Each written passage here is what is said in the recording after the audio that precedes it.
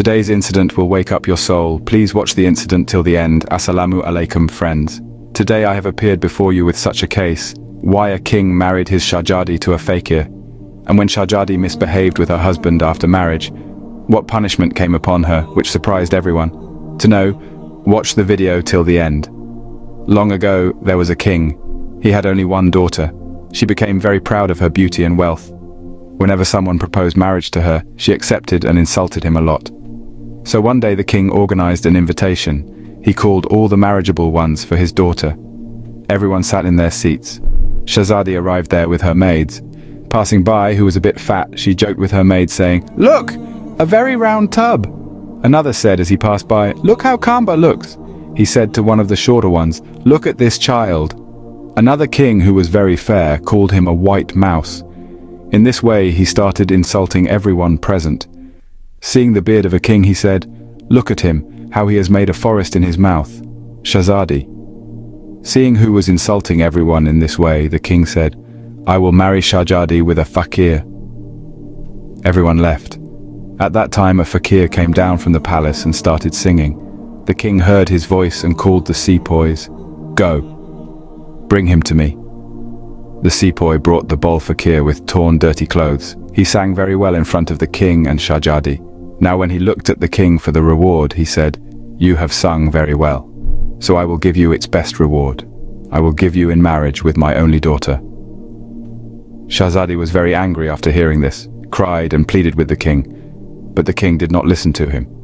He angrily said, "I have taken an oath in front of the guests that I will marry you to a fakir. I'm only fulfilling my oath now." The Qazi was quickly called, and they were married. After the marriage ceremony, the king said, "Now you go to his house with your husband." Shahzadi cried and left with her husband. On the road, she saw a big palace. She was surprised and asked, "Whose is it?" Insulted for it was his. "If you married him today, it could have been yours." He said in a tone of regret, "What have I done?" This time he was passing by a beautiful garden. He asked the fakir, "Whose is it?" He said, "This is also the bearded king's." He arrived. He had never seen such a city before. He asked again, "Who is the owner of this city?" Fakir said, "The owner of this city is the bearded man. If you had married him today, all this could have been yours." Shahzadi said, "What a big mistake I made. I did. Yes, I wish I could marry him." The fakir got angry and said, "I don't care about all this. You stand in front of me and talk about other men. Why? Am I lacking in something?" Now they walked and reached a dirty small hut. Shahzadi asked, "Whose place is this hell, this hut?" Fakir said, "This is my house, and here we have to spend the rest of our lives." Shahzadi was surprised and said, "Where is your maid? You can. Go light the fire and cook for me. I'm very tired." But Shahzadi did not know how to cook. So Fakir helped him, somehow made something and ate and went to sleep. The next day, Fakir woke up Shahzadi and told him to clean the house and do all the other work. Shahzadi used to work all day long, but in this situation they had no other choice but to bear it patiently. The days went on like this. But one day it happened that they had nothing left to eat. Fakir said, "All my earnings are over, now it's your turn to earn. I will bring you bamboo and cane, you will make a basket with it." Fakir went to the forest and brought cane. Shahzadi began to suffer. He had never done this before. So it fell on his hand and blood started to flow from his hand. Seeing this, Fakir said, "I think you cannot do this, so I'd rather get you a needle and thread, you do the sewing." But he couldn't do that either. Fakir angrily said, "You are completely unemployed for me. You can't do any work. I have suffered a lot by marrying you. I would rather bring you soil, use it to make hari and sell it in the market." Shahzadi said, "When I sell, if I go to the market, then everyone in my kingdom will laugh at me in this state." Fakir said, "It's not for me to see. If you don't want to die of hunger, then you have to do this work." When Shahzadi went to the market to sell mud hari, then people saw a beautiful girl in a helpless state and bought something. When they were sold, the fakir brought her more clay hari.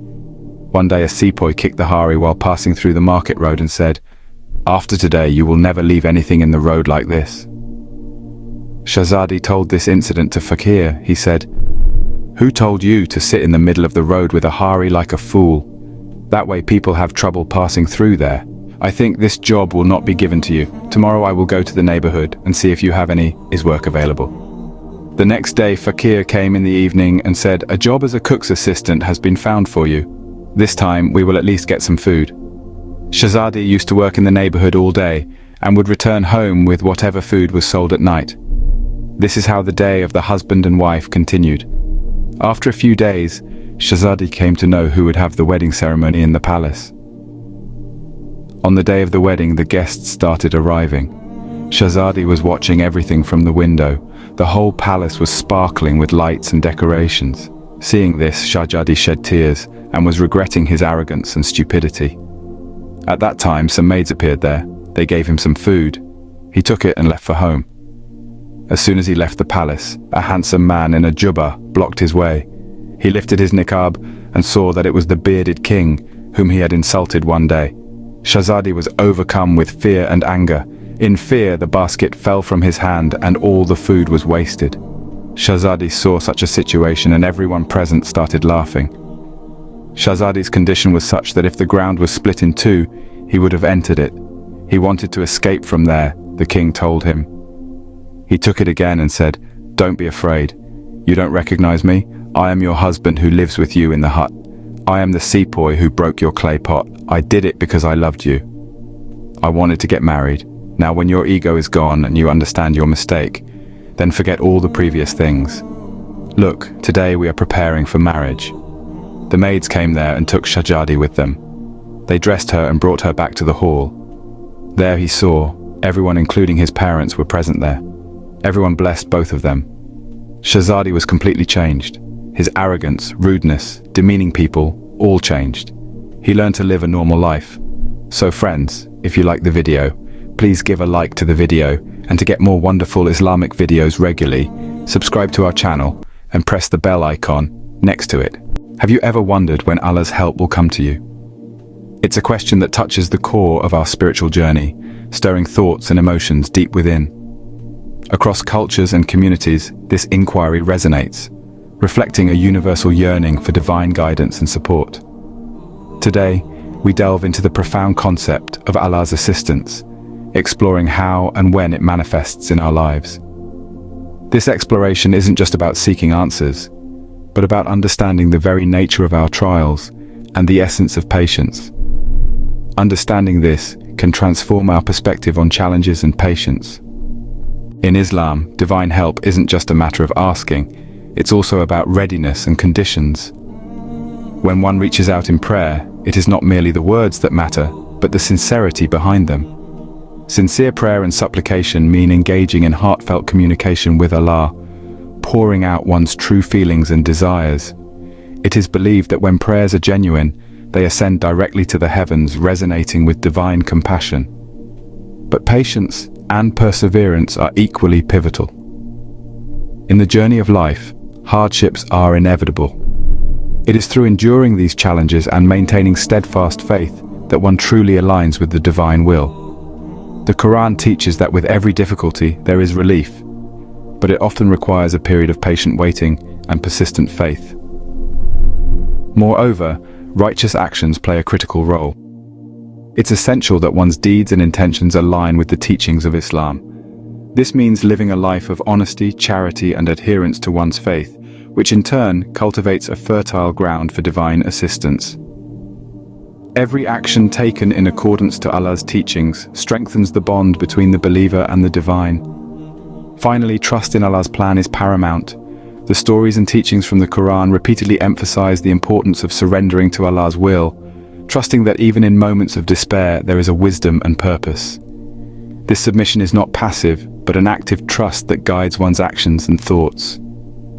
All these conditions remind us that seeking Allah's help involves active faith and moral alignment. So, when does Allah's help come? We've explored several profound conditions under which divine assistance graces our lives.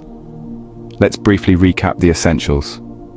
Firstly, the necessity of sincere prayers cannot be overstated. It's through heartfelt supplications that we communicate our deepest hopes and needs to Allah, fostering a personal and direct connection.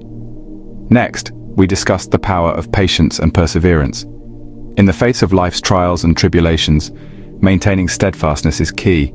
It is often in these moments of enduring patience that Allah's help finds its way to us most profoundly. We also touched on the impact of righteous living.